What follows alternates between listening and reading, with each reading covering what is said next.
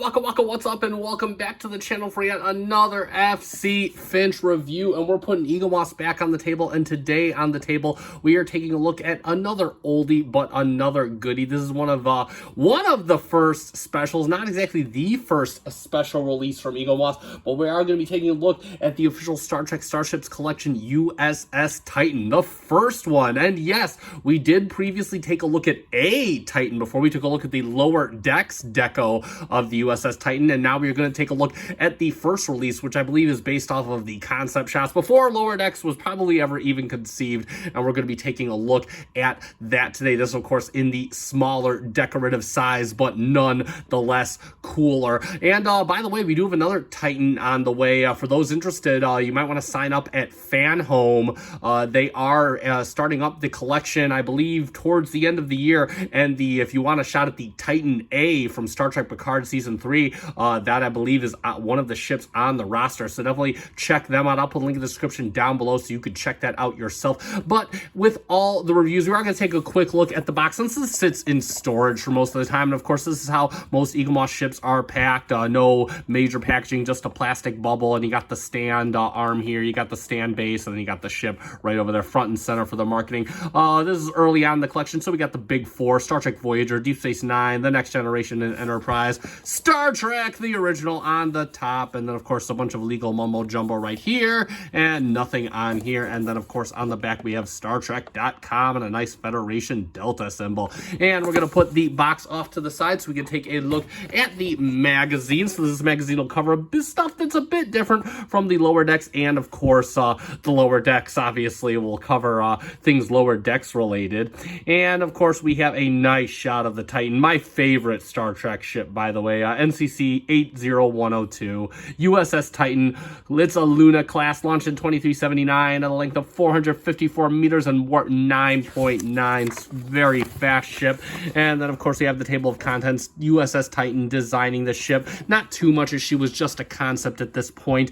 And then of course we have the stand instructions, and then a nice frontal orthographic shot of the Titan. It is a deep space explorer, launched in 2379 with a crew of 350, warp 9.9, and type 11 phaser arrays and torpedo launchers, and commanded by William T. Riker. And then we have some shots of the deflector dish, we have the impulse engines, and then of course we have, I believe, the dome on top and the back of the ship. And let's move on into the magazine. Then we have a nice frontal shot of the Titan, USS Titan. The Luna class USS Titan entered service after the Dominion War and was designed for deep space exploration. I believe most of the crew was aliens too, if I recall the David Mack Titan novels correctly, but feel free to correct me in the comments. There of course we have William Riker on there. Look at that gorgeous mug. And we'll move on in the magazine. And then, of course, we have some nice orthographic shots of the Titan. We can see how everything looks, all the sensor pods, the nacelles, the main deflector, and some nice up-close shots over here of the sensor pod. And then, of course, we have the USS Titan. We have, of course, a shot from Star Trek Nemesis, I believe. And then we have a bunch of the novels. Of course, the Titan was very prevalent in David Mack's Titan novels. I actually read one of them, one of the last ones.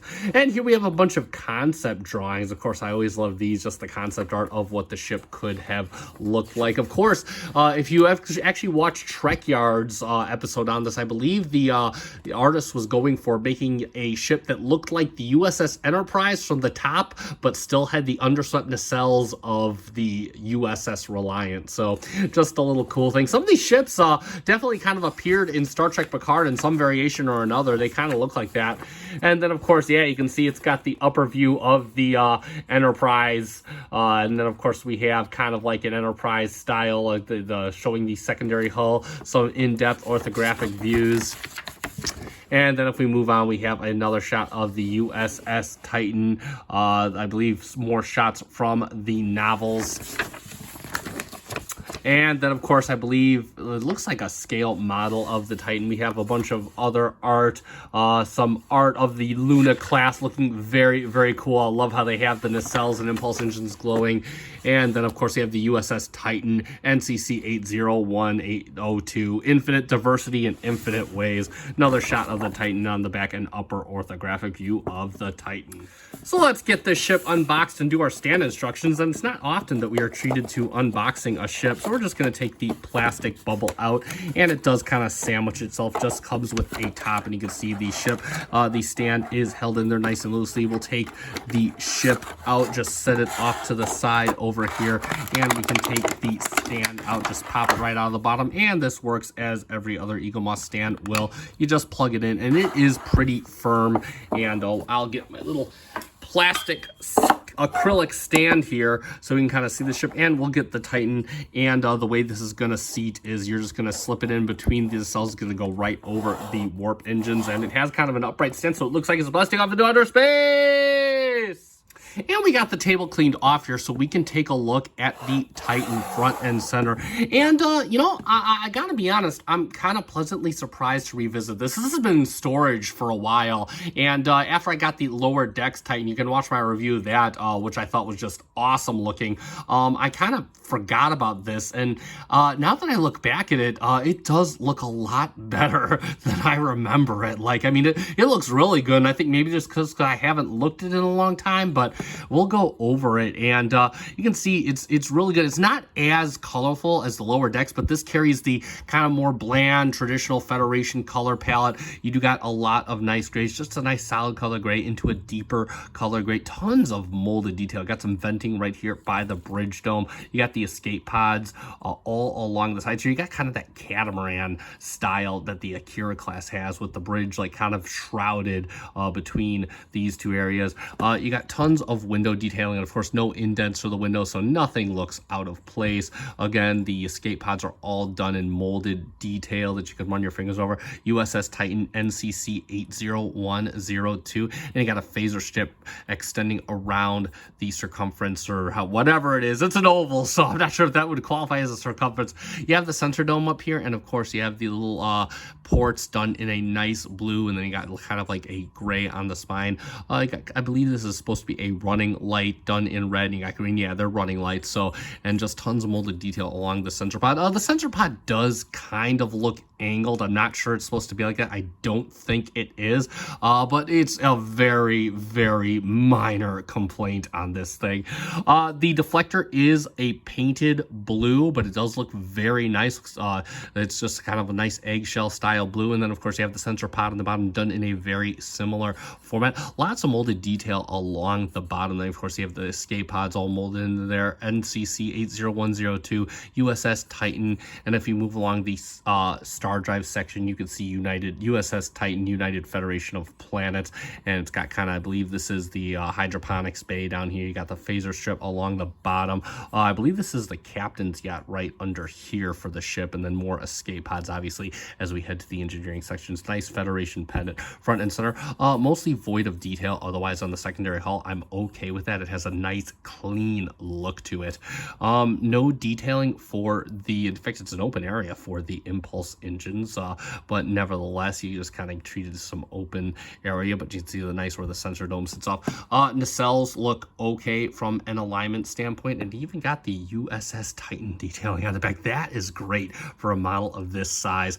NCC 80102, U.S.S. Titan, United Federation of Planets, and they are a painted blue for the warp coil area, kind of like a venting detail on the back here. You get the same detail along here, and some nice clear red ruby plastic for the Bastard collectors. It looks really good. The cells look really nice and colorful. Pylons are nicely offset with some dark grays and grays. Got a lot of molded detail, and there are more escape pods along the top into the shuttle bay. The shuttle bay has like kind of a ribbed texture to it. Looks really good. And this model actually does feel substantial. It feels good to hold, and it kind of actually, I believe there is some die cast in here. This was the early days of Eaglemoss, so yeah, a lot of heavier models from these days just due to the amount of die cast, so it feels really good to hold. Let's bring in Let's do a quick comparison. I'm only going to do one comparison. We'll bring in the lower decks Titan so you can see how that looks. And I will say this, I definitely prefer the lower decks Titan just from a aesthetic standpoint. Actually, let me make sure. Yeah, see the lower decks Titan, the dome is a bit more straight on there. But sorry for the deviation. But overall, I think these are both really good ships to have in your collection. Again, they look really good. I'm so glad that I've come back to the actual older Titan, just because it carries that traditional palette and it does look really good. You just see them side by side, same profile. This almost fits. It's just shy of the saucer in the lower decks Titan. We'll get a shot from the front here so we could take a look how that looks out, and you can see how those ships stand together. Again, just really, really good looking pair of vessels right here. And that's all for comparisons. So let's summarize, and there we have it for the Eaglemoss Hero Collector official Star Trek Starships Collection U.S.S. Titan Special Edition version from early on in the collection. And this has been kind of a falling in love all over again moment for me. Just going back to why I got this ship and why I fell in love with this ship. Again, I'm a huge fan of the Titan, and for a while I had this kind of stigma in my head after I got the lower decks version that this was the inferior model, and it really isn't. Just going back at it again, it's got a lot of nice color variation, a lot of nice subtle details.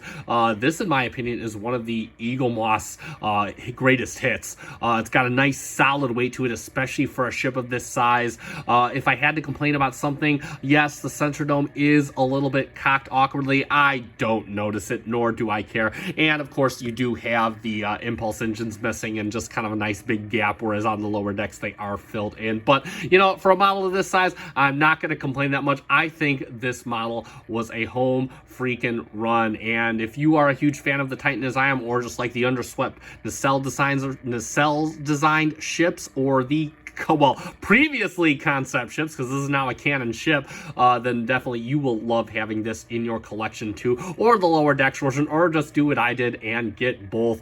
But that said, that is going to conclude this review. I'll put a link to Master Replicas down below. If I find this ship there, I'll put a link directly to this ship so you can check that out. Definitely hit them up if you want Eaglemoss ships at good prices, and also register for Fan Home. I'll put a link in the description to that as well. That being said, if you found my video fun and informative, hit that like button down below. I greatly appreciate it. Also, if you're not yet subscribed, I urge you to consider subscribing to my channel. I do Eaglemoss regularly once or twice a week, where I got more ships on the way, so we'll definitely be taking a look at those as they come. And of course, I am going to be subscribing to the Fan Home grouping of ships, so we will be taking a look at some new, I guess they're not really called Eaglemoss ships, but I'm going to call them Eaglemoss ships anyway, or at least until I get the whole Fan Home name thing going out. And that said, I have been FC Finch. Thank you so much for watching. Live long and prosper.